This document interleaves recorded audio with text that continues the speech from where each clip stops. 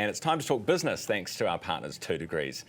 Has our economy hit a brick wall, or is it about to bounce out of the rough? Business Desk is across this as always. Garth Bray is with me this morning. Garth, good morning. Good morning, Ryan. So we've had some food price and inflation data come out, and then we've had some banks come out, and we had ASB on earlier to say this could push inflation again outside the Reserve Bank's band. Yeah, and that brick wall we're talking about could be a brick wall of frozen butter. If you look at the food prices that came out yesterday, I think we're talking like 51.2% increase in the price of butter over 12 months, 4.4% in, uplift in inflation. All of that is probably, if you're sitting there trying to think as a Reserve Bank board, what are we going to do?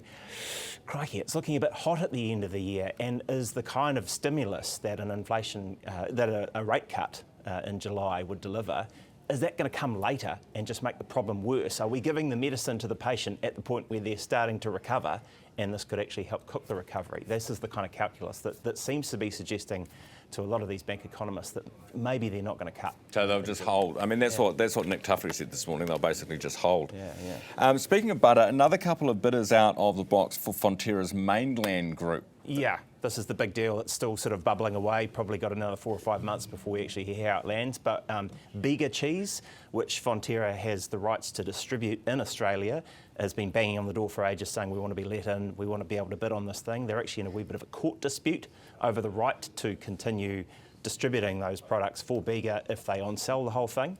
I know it's confusing, isn't it? And then you've got Bega saying, well, we'll go to the Commerce Commission equivalent, the ACCC, and we'll say we want a bit of a declaration about how this would affect competition. So it shows they're quite serious, actually, about bidding for the assets.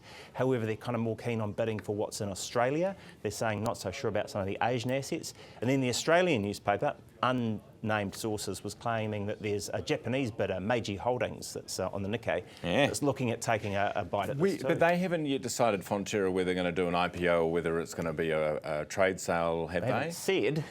But we think that they'll do a trade sale. Well, the folks at Business Desk seem to think that it's looking more like a trade sale. That's where a lot of the talk is. There's certainly a lot of interest in a trade sale. Is this Riley Kennedy? No, because no one knows more about it than. Well, he was having a word with Peter McBride, the Fonterra chair, at Field Days and since, and I think they're pretty confident about where it's all going. So more on the site. He knows his stuff. Yeah. Hey, the national ticketing system. This is for buses and public transport. Yeah. So NZTA has a contract to run this. What's going on here? Right. So this popped up in Scrutiny Week this week. Popped up yesterday. Chris Bishop is worried and unhappy, probably not like just generally in life, or about this specifically? With this specifically, which is probably not good news if you're at NZTA and you've signed a contract of about $470 million to US defence contractor to build a system that supposedly means you can use kind of like a hop card or a snapper card or whatever anywhere in the country, any bit of public transport you'll be able to use debit cards on.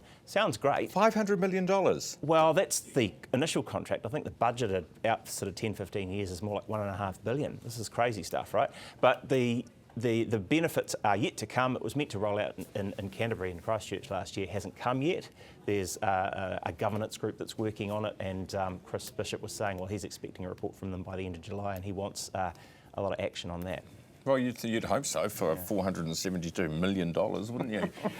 That's just another reason not to get the bus, in my mind. Or to grab it because it costs that much. You might as well, Ryan. True. Do you know actually who gets the bus is our next guest, or one of our next guests, Mark Richardson, who's sitting over there. Good man. He gets the bus. He's the last person I would have imagined would get on a bus, but he told me last time we were chatting that he gets the bus into work every day. Whereas you could probably picture me on a push bike easily. Well, you do. I know that you bike because you come in sweating. I can smell you before I see you. But saving so much money along the way.